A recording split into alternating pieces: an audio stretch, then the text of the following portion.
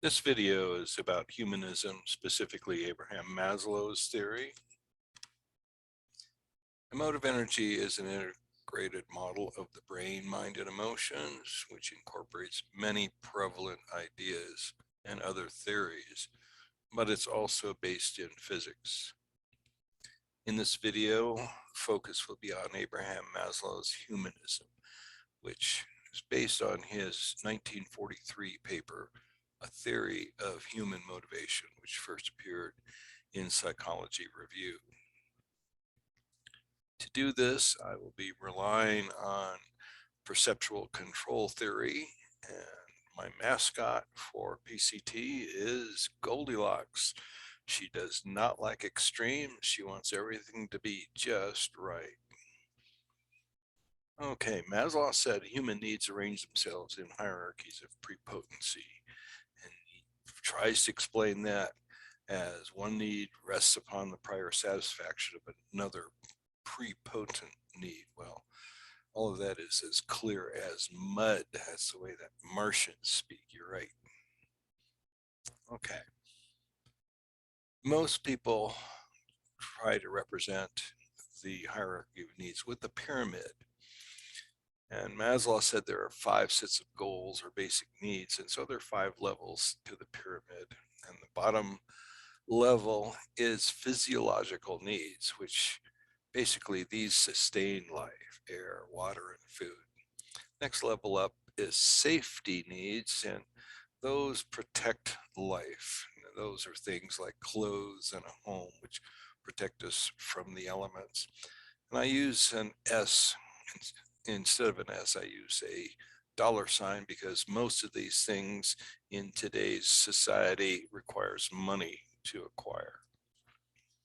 Next level is love, which is actually a social level because all of these factors typically include people: family, friends, parents, children. Next level is esteem, and I prefer the word confidence. So self-esteem, self-confidence, basically it's the belief in one's ability to survive and flourish in this world. Finally, the top of the pyramid is self-actualization, which Maslow agreed that it came originally from Kurt Goldstein.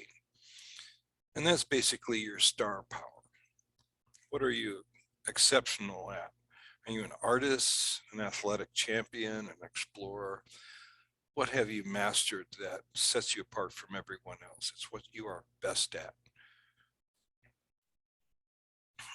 Now, these hierarchies of prepotency, explaining how they work, he referred to: if you're lacking in food, safety, love, and esteem, you're going to want to have food first more than anything else.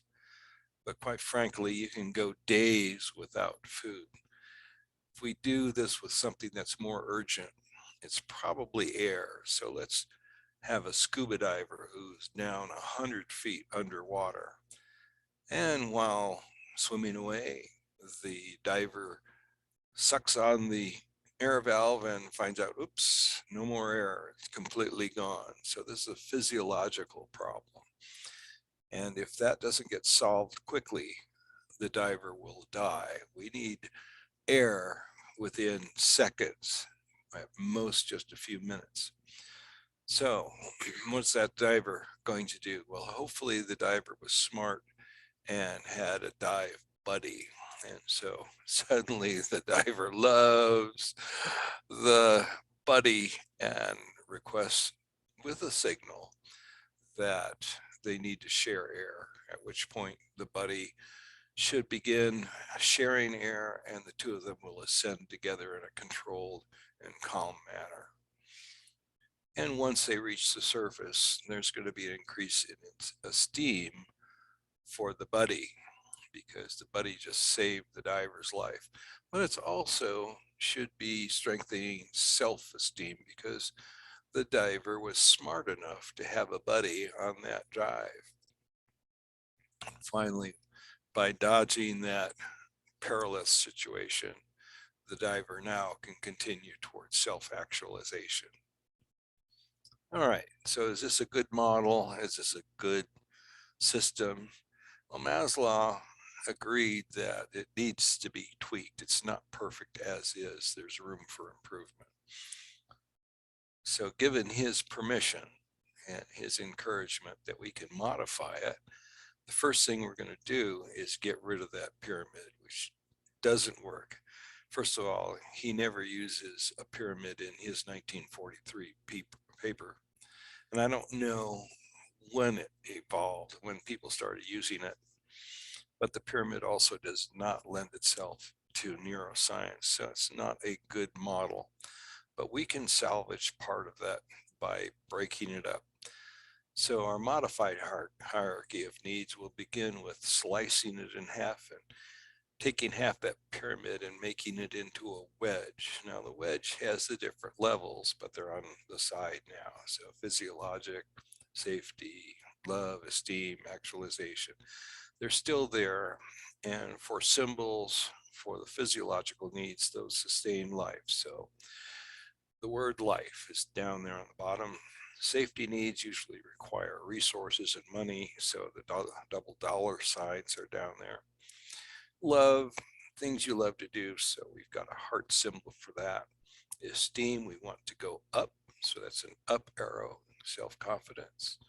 And finally, our star power, what separates us from everyone else. Top priority is now to the left, lower priorities are to the right. Okay, beefing up the wedge a little bit. Again, Maslow said there are 5 sets of goals, which he calls needs. So they're basically the same thing, but he also equated these to drives and appetites. Further, there's another word he likes perhaps even better, and that's wants. He said man is a perpetually wanting animal. So the next modification is to change this from a hierarchy of needs to a hierarchy of wants. And the importance of wants instead of needs is that needs is a controversial term. Faced that once before in an earlier video comparing hunger and fear. Hunger is not considered emotion, but fear is. But on the other hand, they are both feelings. So feeling is a better, more encompassing term. You feel fear, you feel hunger. And here it's the same situation with wants and needs. A need, you need a new coat. Well, what's wrong with your old coat? So it's a controversial term of whether it's a need, a true need, or just something, a want. But on the other hand, if you need it, you're going to want it anyway. So want is a much more encompassing term.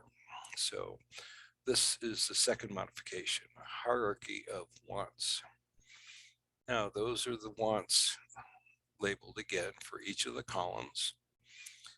And the question then comes, how does one need basically supersede the lower ones? Well, priorities and decisions are based upon energy composition.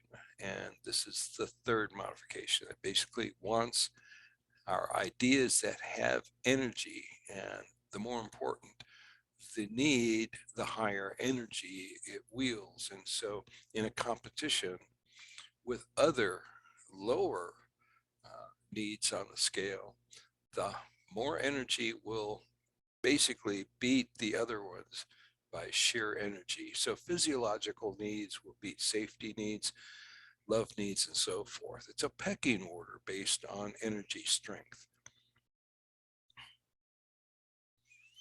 Now, to support this, looking at professor and neuroscientist Christoph Koch, he said an idea corresponds to a coalition of neurons. Neurons are the cells in the brain and they carry energy.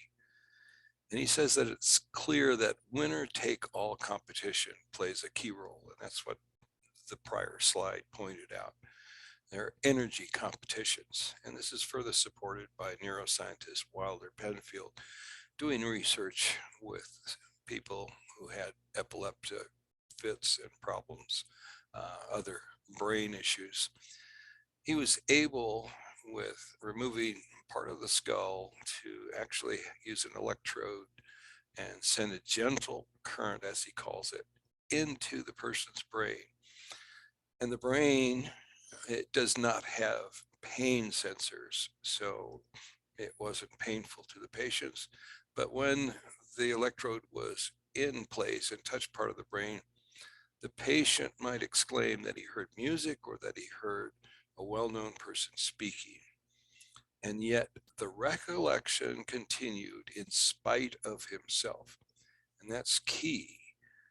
So as long as that electrode was kept in place, that idea, that memory was the strongest one in his brain, but it vanished immediately when the electrode was withdrawn. Second example, a young woman heard music and the same song was forced into her consciousness over and over again by restimulation at the same spot. So basically that gentle electrical current empowered ideas so strongly that they became the dominant ideas of consciousness. Another indication that power, physical energy power, is the way that decisions are made. The idea of the highest power dominates other competing ideas. Okay, so now we have the wedge again, and this is nice in that it's a hierarchy, and that fits perceptual control theory beautifully. And the explanation of how a hierarchy would work was explained in William T. Powers' book, Behavior, the Control of Perception. And he's got a diagram on page 191. So hierarchy of wants, basically Maslow's position, fits beautifully with perceptual control theory. All right, for our next modification, we have things that we want. And in this slide on the right, there is a bucket of swill with germs. Do we want that? Of course not. So Maslow focused on things we want, but he did acknowledge there are things we don't want. But the pyramid does not explore that. So the next modification is that we actually have two wedges. One wedge for things we want, and one wedge for things we don't want. And these wedges are opposite and equal. And what I mean by that is what they represent is opposite. Like the left-hand column is for representing life. So the right-hand column, the extreme column, is representing death. Those are opposites. But nevertheless, they are both empowered to the same degree. So the strength of seeking life is equal to avoiding death. Similarly, we seek financial resources and we avoid being poverty stricken. And then our social life, we seek a social life equally to avoiding being alone. So each of these levels, each of these wants has an equivalent as in terms of power, even though it's an opposite position. And of course, we don't want our star power to fade. Now, given these two, we can have an example. Say you want to eat soup. Well, you're going to need a spoon to eat it with, right? So you want a spoon, which is what you're targeting, and targeting uses perceptual control theory. And so that makes sense. And you don't want a fork because it's almost impossible to eat soup with a fork. So that's the situation. You want a spoon, you don't want a fork. However, what if the soup was the appetizer for an evening meal and the main course was steak with peas and potatoes? Well, that spoon would probably still work for peas and potatoes, but it won't work very well for the steak. Now you want a switch of utensils. Now the fork is of choice. That's what you want. You don't want the spoon. So the utensils themselves are not intrinsically good or bad, wanted or not wanted. It depends on the situation which one you want more. And that's this fifth modification. that choices are based on best fit. So in this case, the soup, you would want a spoon, and that fulfills the need of your target, and any kind of spoon would be uh, viable. But in the case of not having a spoon, you're still looking for a way of doing it you could drink directly from the bowl. So this is part of making a choice based on best fit. Now, it also reveals an idea of emotive energy called reality empowerment. The idea of having a spoon, there is none, so it's not reality empowered, but the bowl of soup is still there, so it is still available, and drinking from the bowl is reality empowered. Perhaps the best term for this is not being empowered, but you're facing reality. There's no spoon. What are you going to do? Well, you can drink directly from the bowl. All right, in summary, humanism comes from a theory of human motivation by Abraham Maslow, 1943. Human needs arrange themselves in hierarchies. And he admitted that what he had presented is not necessarily the final stage of this theory. And he agreed that modifications and improvements could be made. So we're going to do that. We're going to modify that. The first modification is to get rid of the pyramid and turn it into a wedge. And the wedge has the same levels, and priorities are to the left, lower priorities are to the right. Second modification is we're going to change it from hierarchy of needs to hierarchy of wants, which is a more flexible and useful term than needs. And finally, the third modification is we're going to give power, energy power to these wants. So the physiological needs, it has a higher column, it has a higher energy power, and it can overcome the lower ones in a competition. So priorities and decisions are based upon energy competition. And as a result, there's a pecking order of which one will succeed if there's a competition. The next modification is that there are two wedges. There's one wedge for what we want and one wedge for what we don't want.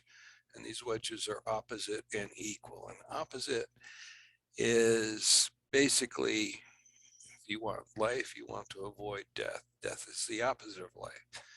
If you need money and resources, that's the opposite of being impoverished. So each of those columns on the want side have equivalent but negative values on the right side. And the equal part is that they are of equal power. You want to seek life as much as you want to avoid death, equal in power. Same thing with resources. You seek resources as fervently as you avoid not having resources. So these two wedges are opposite and yet equal, equal in power, yet opposite in value. And finally, the fifth modification is best fit.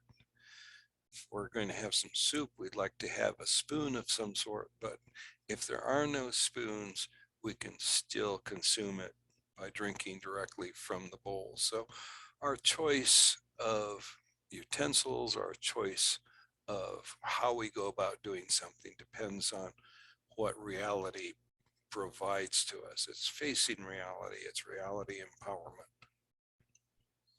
Most of these ideas are presented in the book Reignite Your Creativity, Psychology of the Creative Mind, which is available on Amazon.com as both a book and an ebook.